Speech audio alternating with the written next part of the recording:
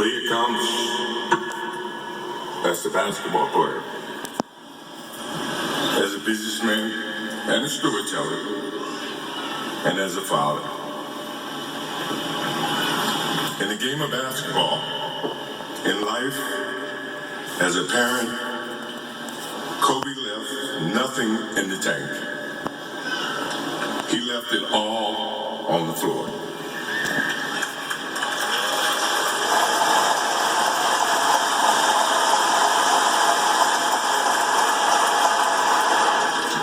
Maybe it surprised people that Kobe and I were very close friends, but we were very close friends.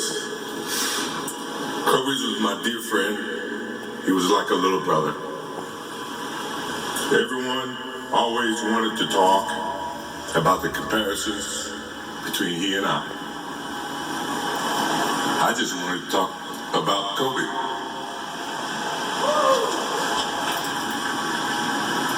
You know, all of us have brothers and sisters, little brothers, little sisters who, for whatever reason, always tend to get in your stuff, your closet, your shoes, everything. It was a nuisance, if I can say that word. But that nuisance turned into love over a period of time, just because the admiration that they had for you as big brothers or big sisters. The questions, the wanting to know every little detail about life that they were about to embark on. He used to call me, text me, 11:30, 2:30, 3 o'clock in the morning. Talking about post-up moves, footwork, and sometimes the triangle. At first, it was an aggravation.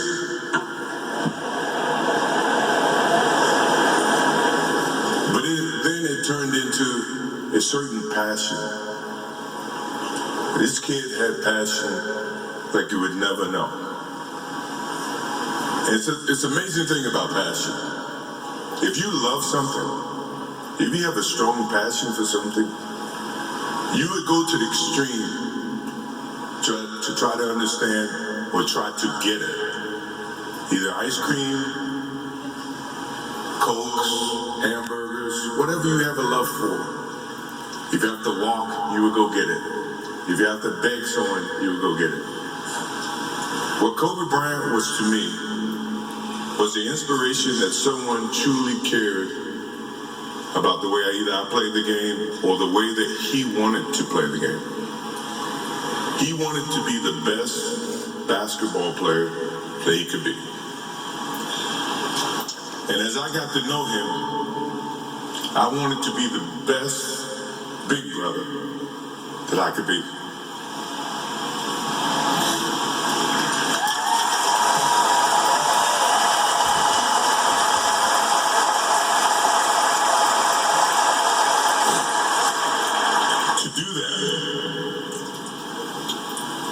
Put up with the aggravation, the late night calls, or the dumb questions.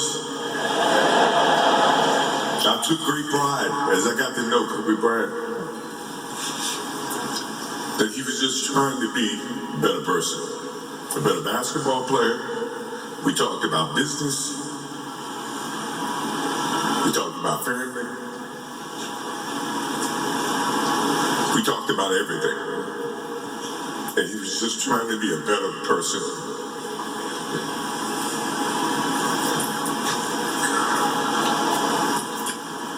Now he's got me. I'll have to look at another crime meme for the next.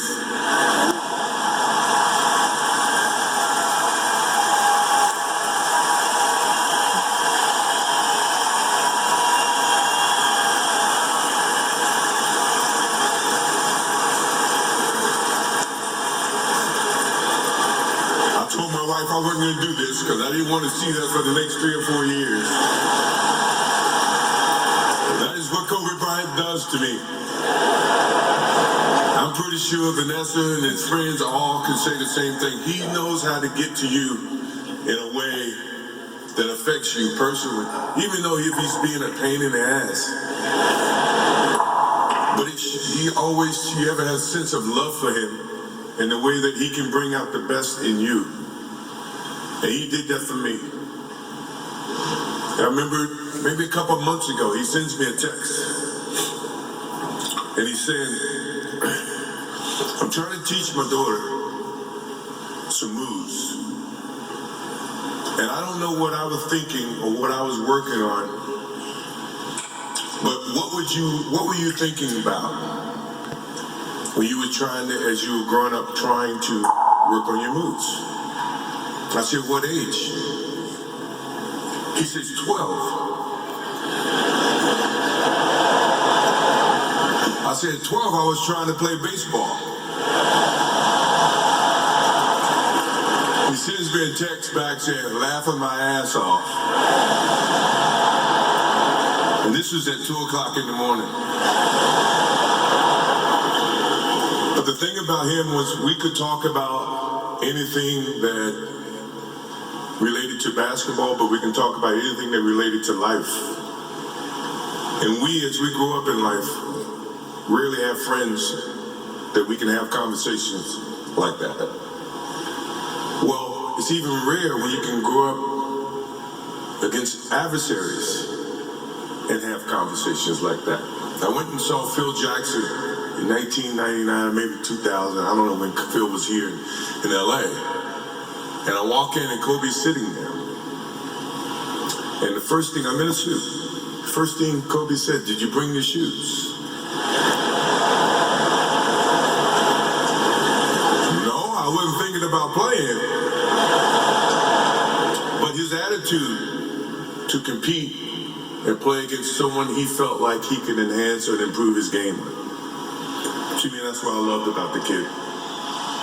Absolutely loved about the kid. No matter where he saw me, it was a challenge.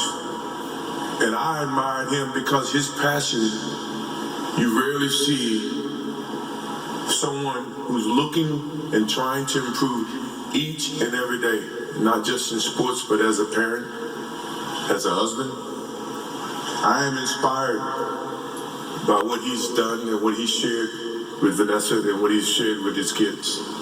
I have a daughter who is 30 who I became a grandparent. And I have 2 twins. I have twins at 6.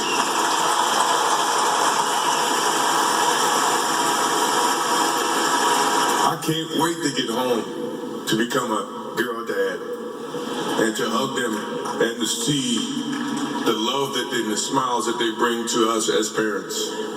He taught me that just by looking at this tonight, looking at how he responded and reacted with the people that he actually loved. These are the things that we will continue to learn from Kobe Bryant. To Vanessa, Natalia, Bianca, Capri, my wife and I will keep you close in our hearts, in our prayers. We will always be here for you, always. I also want to offer our condolences and support to all the families affected by this enormous tragedy. Kobe gave every last ounce of himself to whatever he was doing. After basketball, he showed a creative side to himself that I didn't think any of us knew he had. In retirement, he seemed so happy. He found new passions, and he continued to give back as a coach in his community. More importantly, he was an amazing dad, amazing husband, who dedicated himself to his family and who loved his daughters with all his heart. Kobe never left anything on the court. And I think that's what he would want for us to do. No one knows how much time we have. That's why we must live in the moment. We must enjoy the moment. We must reach and see and spend as much time as we can with our families and friends and the people that we absolutely love. To live in the moment means to enjoy enjoy each and every one that we come in contact with. When Kobe Bryant died, a piece of me died. And as I look in this arena and across the globe, a piece of you died, or else you wouldn't be here. Those are the memories that we have to live with and we learn from.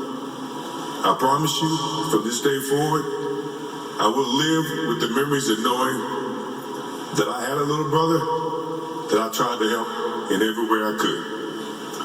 Please, rest in peace, little brother.